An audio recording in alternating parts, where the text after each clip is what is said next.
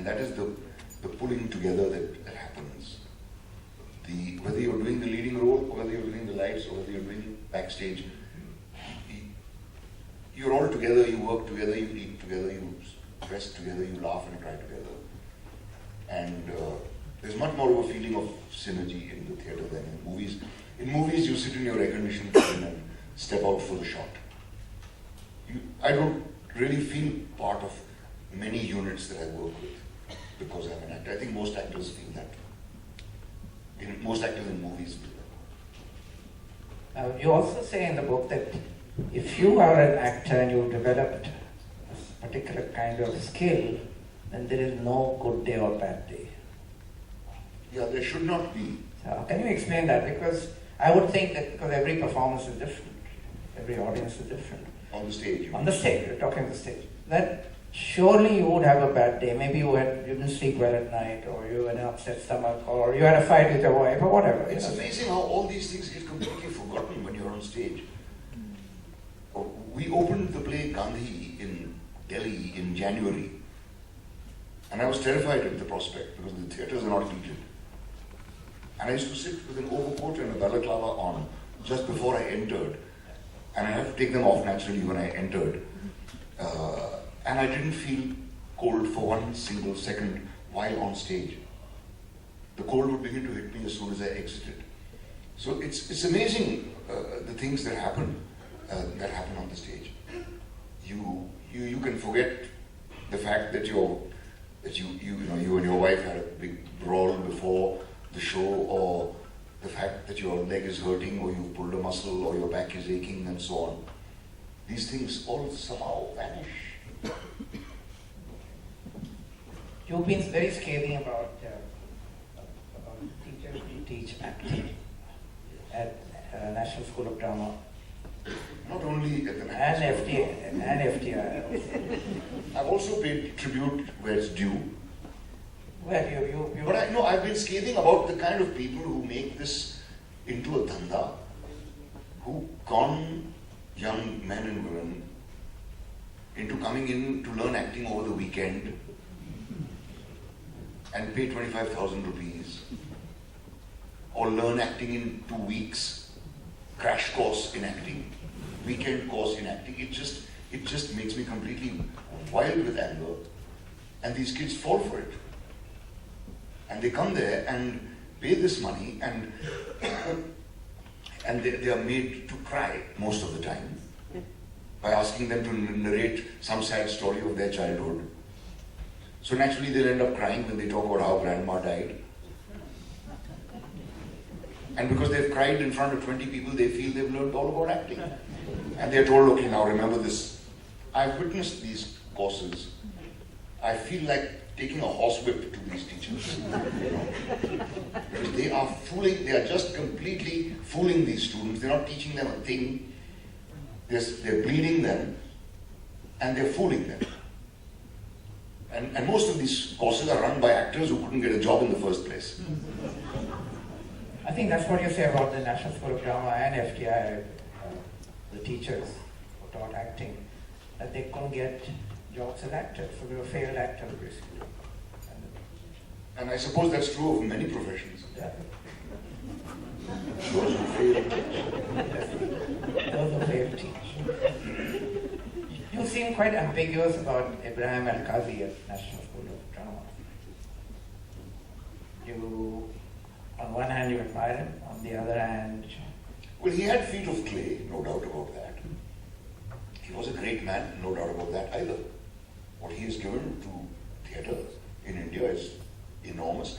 What he has taught me is quite... I'm extremely grateful.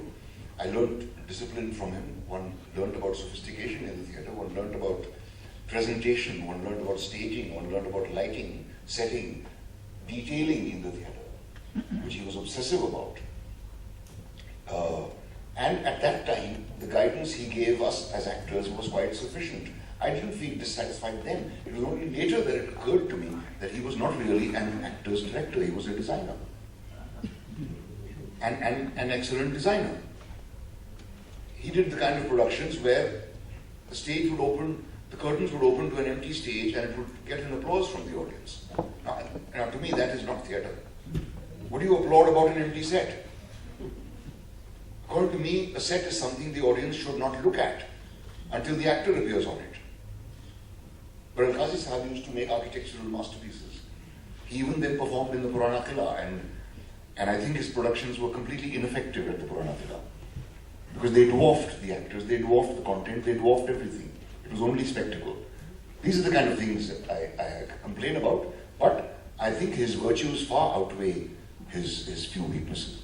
So theatre is not spectacle. No. You're putting the actor above the... I'm putting the text above everything else.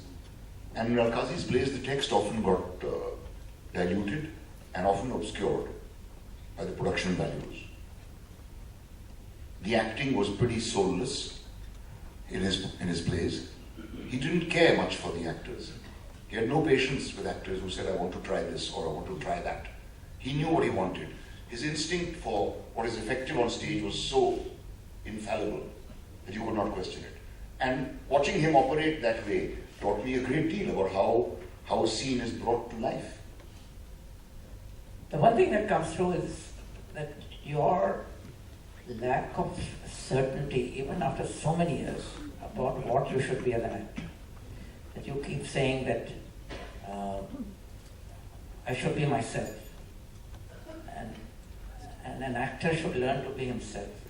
Now again, that's a concept which I don't understand, because if you are just yourself, then you are Shami Kapoor in every film. Surely you're supposed to be the part you're playing and should be so immersed in it. Like the method actor, right? Yeah, method thing we'll come to later, but to talk about what you mentioned about Shami Kapoor. An actor like Shami Kapoor would mold the role to his own personality, and that's the requirement of a star. Bachchan does that, Dilip Kumar did that. Great stars, also great actors. And Uttam Kumar did that, again a great star. Shivaji Ganeshan did that, and MGR did that. These are all great stars. The difference in my approach, if I can call it that, is that I do not try to mold the character according to myself. I try to discover the character within myself. Because I believe that every human being has every single potential. I have within me the potential of being the character Tumrus, and I also have the potential of being the character from Masoom, or being the character from Junoon, or being the character from Par, or being Hari. I have that potential within me. I have to discover it and reveal it. I don't believe in creating a character, an imaginary character. I believe in trying to mold my own personality towards that aspect of the character which is within me. Does that make sense? Yeah. When you were playing a blind person in Sparsh, Yeah. now how is that within you? I have to try and put myself into the shoes of a sightless person, which meant I actually had to practice, and not very much, because it doesn't take very long for you to realize how different, how much one's behavior alters with the lack of sight. You just blindfold yourself and try to operate in your own bedroom. It won't be all that difficult. So I had to empathize with it, basically. I had to put myself into those shoes. Though I had the person who I was portraying, a living person in front of me, a person who was actually the principal of the blind school, Mr. Mittal. So I used to watch him. From him, I observed certain things, how a blind guy lights a cigarette, how a blind guy signs his name, and a few other things like that. But I did not try to mimic the way he behaved. I tried to find my own way of how I would behave if I was sightless. I think one thing you mentioned is that when where you're not playing anyone remotely like yourself. That character is very much like me. Why? I'm the youngest of three brothers, and I was often the object of ridicule They never kidnapped a lovely girl for me though. And the eldest brother, played by Amrish Puri, was I could transfer the feelings I had to my eldest Mamu, who was a terror as a policeman. He was known as the dacoit killer. Anywhere there was a dacoit menace, he was sent to wipe them out. I heard the word encounter when I was about 8 years old from him. He would tell us how they would kill these dacoits even if they surrendered, because no one is willing to give testimony against them. And physically he was a lot like Puri Saab. He didn't have that voice though. But I could easily transfer those feelings. So it's not as if I was imagining Mamu. I was transferring the feelings I had for him.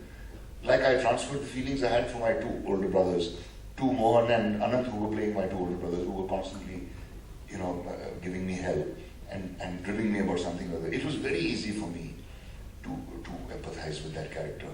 I really do feel closest to that character than to any other character I've ever played, really.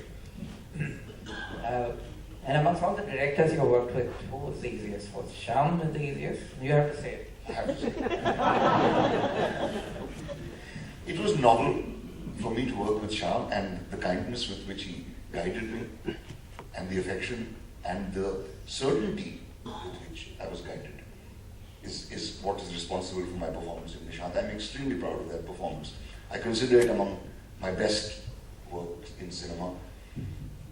Also because emotionally I could connect to it. Desiring a woman from afar, again, is a feeling I was quite familiar with. And so that wasn't very difficult. And then there was Shabana, who I looked up to. She had come to conduct a class with us when I was a student at the institute. She was impressed with my diction. I loved her performance in Ankur. So it was a big high for me. And she was a big star by the time Nishant was shot. So it was a great high for me. And then there was Shyam, who I would catch looking at me every now and then. And I think he was just, I don't know, studying my face or what, because the way he managed to guide me and the way the face I had, which I was terribly self-conscious about, and which I thought would never, ever fit into commercial Hindi movies. There's this one particular scene which in fact, when I see Shabana for the first time, she's in a shop, she's sitting down on her haunches and she's talking to the guy at the shop, and I'm standing there and I see her. And I thought, yeah, it's a great scene for me to show my lust and so on. So I planned to stroke my mustache and maybe, make one eye a little smaller than the other, give a lecherous look, and so on. And I had prepared all these expressions for the shot. And when the shot was taken, Shyam said, just stay completely still, don't do anything. And he gave me a point with a chalk mark on a cutter to look at. So that's where I imagined Shabana to be sitting. And he just said, I said to myself, what the hell? You're not letting me act. But when I saw the film, I realized it was one of the most effective bits of my performance. And because Shyam, as a director, knew exactly what is being conveyed. Why did it work? If you're just sitting still.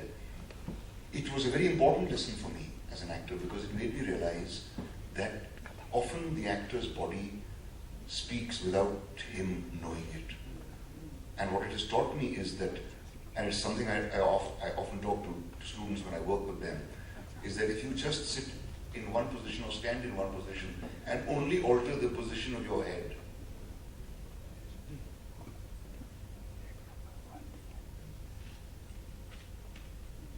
or this, for example, the entire meaning of your posture changes just by altering the position of the head. Going deeper into that, if you just alter the position of your eyes, if I'm looking with my eyes straight ahead, it means nothing in particular.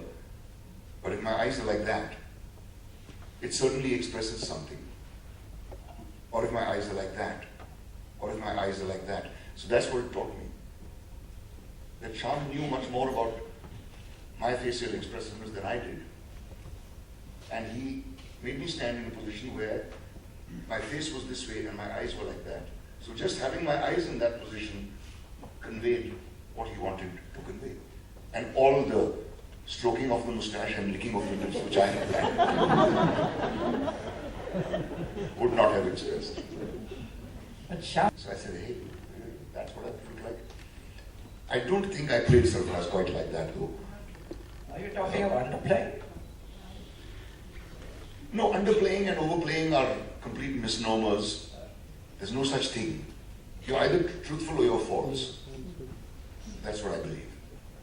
Either your performance has truth in it or it doesn't have truth in it. And it's up to the director to draw the truth out of you. If Shyam had let me do this, that would not have been truthful, quite simply.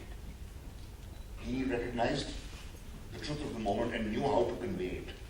That's the great thing about Shyam. He knows exactly what he wants to convey in the shot. He places great faith in his actors. And he's very careful about who he chooses to play which part in. And he uses that actor's strengths. He doesn't say, tum kya karoge karke dikhao, kind of stuff, which a lot of directors who don't have any ideas in their heads say to you. Let's see how you would do it.